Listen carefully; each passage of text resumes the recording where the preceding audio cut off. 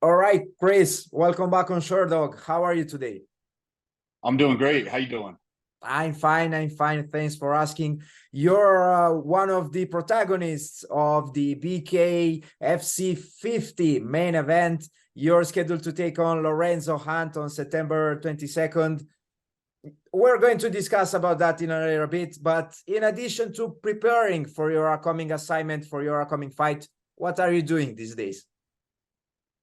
Addition to that, man, not too much because that takes up all my time is with training camp and stuff. But I always try to have some fun. I went hunting yesterday. I went wake surfing last week. I'm gonna go surfing again this week. So Oh. I just count it all as like a little bit of an extra workout. But yeah, mainly training day in, day out. I make sure not missing any sessions and no stones left unturned on this one. Did you get something special yesterday during your hunting session? We just went out bird hunting for a couple hours. So yeah, we got a few. But yeah, it's more about getting outdoors. I feel like we spend so much time in the gym and in front of computers and phones and stuff. I always like getting out to the mountains and having a little bit of fun. Outdoors is usually way funnier. So yeah, I can guess that. The BKFC 50 event is scheduled to go down in Denver. Denver is your hometown. How is it for you to be fighting again in Denver? I love it, man. This will be my third time fighting for BKFC in Denver.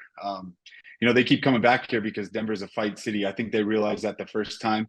And I sell real well here. The stadium's been sold out every time so far, and this one will be no different. So getting the opportunity to win the world title in my hometown is like a dream come true. I wouldn't have picked any other place if I had first choice. I mean, the first UFC event was in Denver, right? So you have a point when you're saying that Denver is a pretty friendly, combat sport friendly city, I guess. Yeah, absolutely. I mean, UFC 1 was here, but I mean, aside from that, like the local shows that we have here, there's so many gyms, man. Like there's so many big names that train here. And it's for a reason, with the altitude here and it's a beautiful city. So you can drive maybe a couple blocks and find a jiu-jitsu or boxing, kickboxing gym here. So it's super popular. Do you think that altitude will be a factor in your fight? We're gonna see. I want to get him out of there quick, but the longer it goes, of course, the altitude plays a factor to everybody. That's why major sports teams get here early, and a lot of people don't like fighting here. And even football teams, I know a lot of NFL players and a lot of guys when they're not from here don't like playing here. So there's definitely something to it. But yeah, we'll see how long the fight goes. I don't get paid by the minute, so I'm trying to get out of there quick. That's fair enough. That's fair enough. And what do you think about the atmosphere? I guess there will be plenty of supporters of yours during the fight, right? Yeah, absolutely. I mean, Denver blows the roof off the place every single time. I've always been a big ticket seller here. So yeah, I mean, of course, I'm gonna say I'll go out on a limb and say the crowd's gonna be on my side, but at the end of the day, it's like they're not in there. They can cheer all they want because on the flip side of it, I've always liked going to other guys' hometown too and Oh, fighting and winning there because even in the UFC, going to Brazil and beating a Brazilian and going to other countries and beating the local guy, there's something to that too. So I'm not expecting it to mess with Lorenzo at all because he's a seasoned veteran, and I'm sure we just blank it all out anyway. what do you expect from him in addition, to be prepared for quite a fight? What do I expect from him? I mean, I think the same thing we see every fight. He throws everything as hard as he can, and yeah, I don't see anything crazy that he does, but he's good at staying low and throwing bombs. So it's my job to neutralize all that. And when do you see him going down? Since I guess that, and you mentioned that you want to finish him inside the distance. Yeah, I mean, I'll give him to the second round. My goal is always first round right away, but we're gonna see. We're gonna see how aggressive he actually comes out this time. I'm the best striker he's ever fought. I'm the most experienced guy he's ever fought. Probably the biggest guy he's ever fought. So I think those play a factor to him, and we'll see how he deals with that. Are you cutting much weight? Since I know you're competing at cruiserweight, which is more or less the same as light heavyweight, right? Correct me if I'm Correct. wrong. It's 205.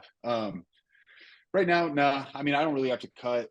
I'm about 225 right now, but you know, I can diet down to there. My goal is to never touch the sauna again. Since I went up from middleweight, I don't like cutting weight anymore. You know, I've been the same size forever, but I used to cut down to middleweight, which was horrible.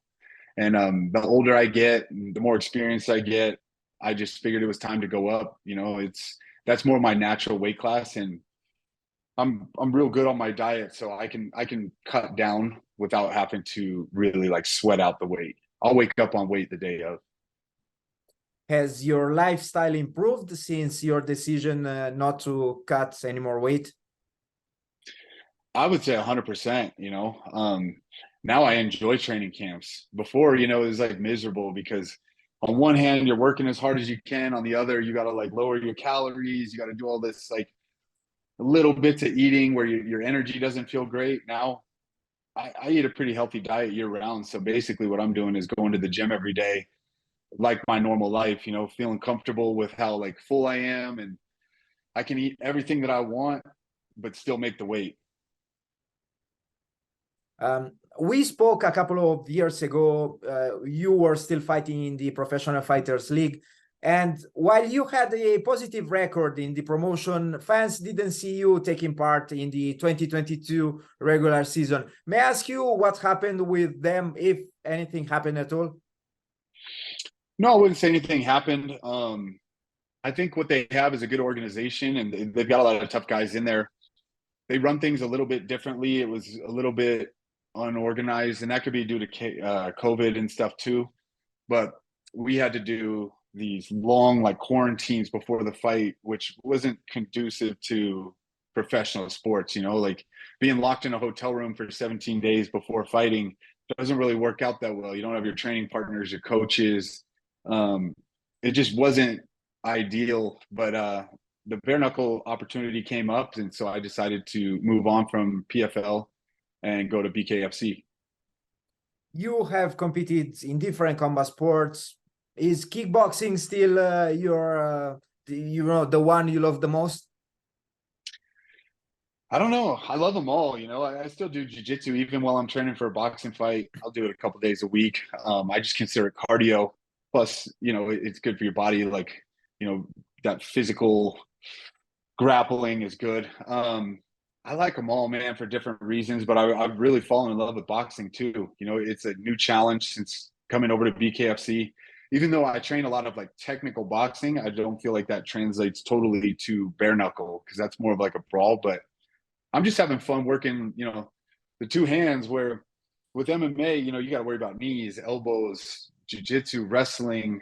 It never felt like there was enough hours in the day to like train it all and like fit it in. And now with, I got to worry about two hands when I go in there. So every day when I go train, now it's easy to fit in sparring, mitt work, some technical work, footwork.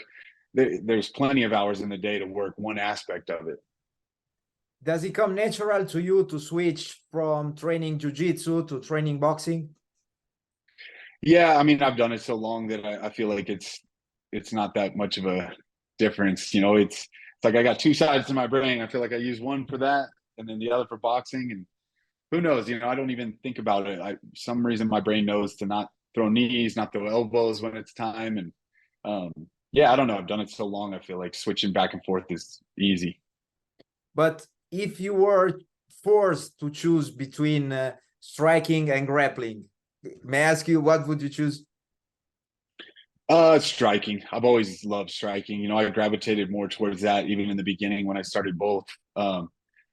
It's fan friendly. There's something about punching somebody and knocking somebody out that never gets old. Again, that's fair enough. That's fair enough. And with bare knuckle, what was it that you loved about it the most? You mentioned, just being focused on something, just having to deal with boxing. But is there something else you really appreciate about this combat sport? Yeah, I would say it being so much newer. Even though it was a sport hundreds of years ago, it being so much newer, it has that like shock value again, where I think MMA, you know, people have become so normalized to it. Whereas it used to kind of have that shock value. People be like, oh my God, I can't believe you do that. That's bare knuckle now. Plus it's, what did Dave Feldman, the president, you know, they call boxing the sweet science, and Feldman calls BKFC the sweeter science, because he is kind of right in a way. Like, you have to be pretty accurate, because if you hit an elbow or anything like that with your bare fist, like, your hand's shattering. So things have to be precise, even though when you watch it, you see a lot of guys just swinging, you know, putting their head down and swinging. I think that to get out of there healthy and be able to fight again soon, you got to be real precise with it.